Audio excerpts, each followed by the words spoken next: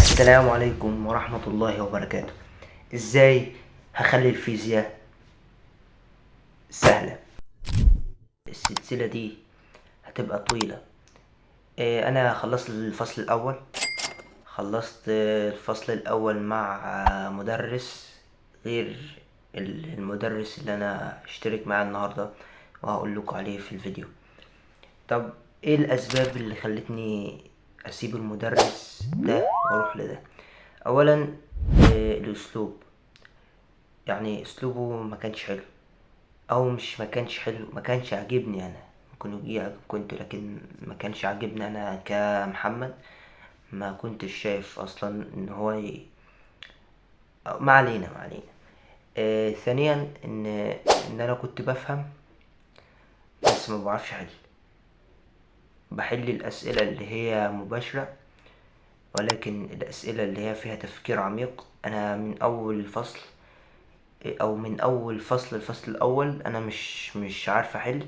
ومعظم الحل كنت مراكمه. معظم الحل كنت مراكمه. فخلينا ندخل على الفيديو على طول، او خلينا ندخل على الموضوع. طب اشتركت مع مين؟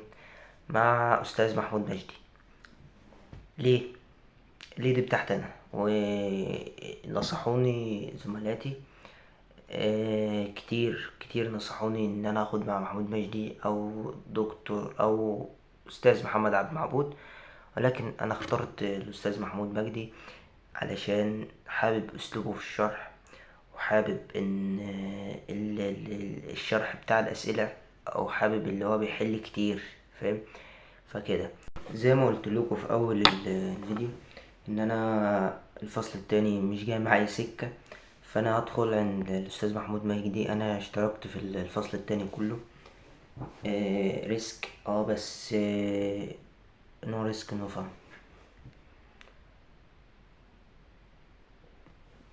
ندخل كورس الشهر التاني.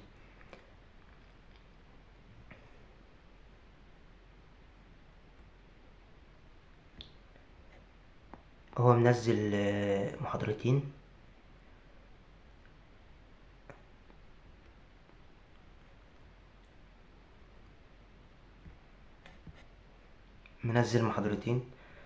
فانا النهارده باذن الله هسمع المحاضره الاولى وهحل عليها.